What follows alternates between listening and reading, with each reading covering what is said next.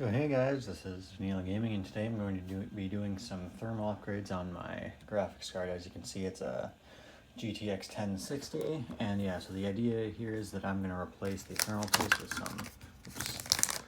some of this Kingpin thermal paste, and then I'm going to upgrade the EVGA fans to these MSI fans. Now, the reason I'm doing that is, well, the graphics card I had before this was a MSI GTX 1050 Ti.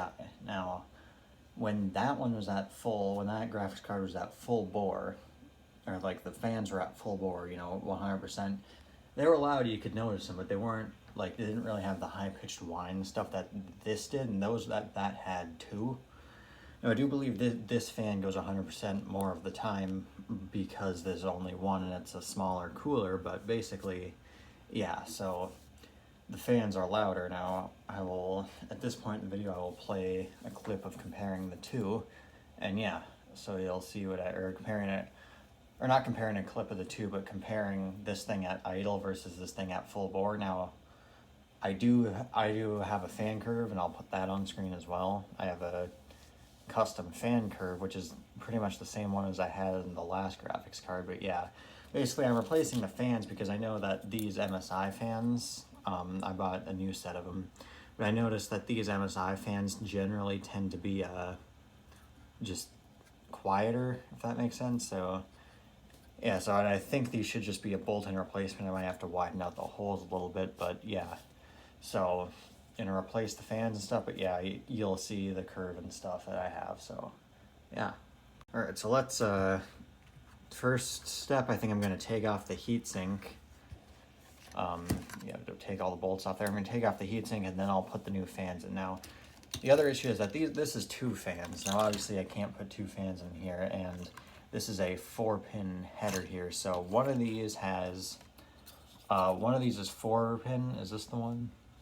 No, so this is a 3-pin. So basically, there's power, ground, there's sense, and there's a control signal. This one I'm assuming doesn't have the RPM, the tachometer wire, which is just this one because it would screw it up if you had both, but it does have the control wire, which means I believe I'm going to have to clip this one off and then just deal with the long cord, because this has four wires there. So yeah, this is going to be the one we're going to have to put in right here.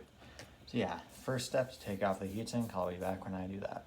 Alright, I didn't realize that it was only those center 4 that require the screws to be taken out, but yeah, now we have the die right here, and then we have our cold plate, whatever, right there. So yeah, I'm gonna have to some rubbing alcohol, clean all that up. Doesn't look like too bad a thermal paste application from the factory, but it's pretty old at this point, and I think KPX, I think, is just better than what they use from the factory. So I'll first thing is clean it up, and then I'm gonna install the new fan into the heatsink right here. All right, so I've got it cleaned up now. It's time to take this fan out. Now I don't know if I mentioned this before. This is an old MSI fan that I broke off a couple of the fins off, but it works for reference here. Notice how the fan blades sweep the opposite way, like one curve, like the MSI fan curves this way and the EVGA fan curves that way. I want to say the reason it's louder is that EVGA used the less efficient design here, because no other fan that I know of uses that design, because all other fans just seem to do it, where it sweeps the other way. So, and the other thing I noticed that the MSI fans, or I guess I just use the good ones, they have a few more fins, and there's less like air between them, so I think they'll just work better. So yeah, now now the other thing I know from doing this in the past is the fact that getting the screws in between these MSI fans is pretty tricky, so I'm going to do that off camera. So yeah, the issue I'm having, which I kind of foresaw, was that the holes aren't quite as wide as the ones here, so I'm just going to take a clipper and just clip it out so that it's just a slot rather than a hole, then I should be able to get the screws in. So yeah, let me do that. Right, so I think exactly where it's at right now, because it doesn't line up I had to cut the slot, so it's not like it's a slot. It's not like it just drops into one spot. There's kind of a little bit of variance in how it can go now. But I think right there where it is, it lines up with all 3 holes, so I'm going to put the screws back in, and then yeah, we'll see how it works. Alright, I got the fan in. I got all three of the screws in, so now it's time to see if this works, or reassemble it, then see if it works better. So yeah, I'll do that.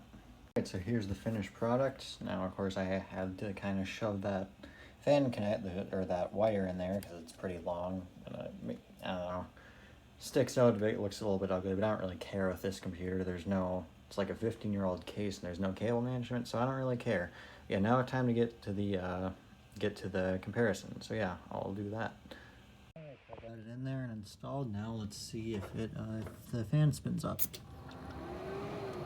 Yeah, okay, it spins up and it seems like it's working. So now let's get into Windows and see everything. Let's see if first of all, make sure that there's no shorts, and make sure the tachometer signal's working, and then just get on with the comparison with to the old noise and stuff like that. So yeah, let's do that. Alright, so already at idle you can tell that it's quiet, because I mean, before you could tell immediately when MSI Afterburner would open and the fan curve would take effect, the fan would whir up, but now the fan seems like it's running at, to 2300 RPM and it isn't doing anything. So yeah, now it's time to run Heaven and see what it does. Alright, so Heaven's been running for a minute or two now. First thing I'm noticing is it seems to be taking a lot longer to get up to 100% fan speed. I mean, there it goes, but the other thing is you can't really hear it. So yeah, you can hear it and it's noticeable, but it's not nearly as loud as the other one. So I'm just gonna let this run for a bit and see how the temps get compared to the other one, to the old fan, and then I'm gonna do a little quick recording of the noise and then let it go back to idle and compare the noise there too. So yeah. Alright, so it's been running for a few more minutes now, and it seems like the temperatures are creeping up a little less fast than they were before, and yeah, it just seems to be running, well, about the same. It never really got hot or anything before, but yeah, just seems like it's definitely quieter, and it's running probably about the same, if not a little bit better temps. And I guess, and probably the better temps is mostly just the better thermal compound, but yeah, so it seems like it's definitely running better, so I'm going to call this a success.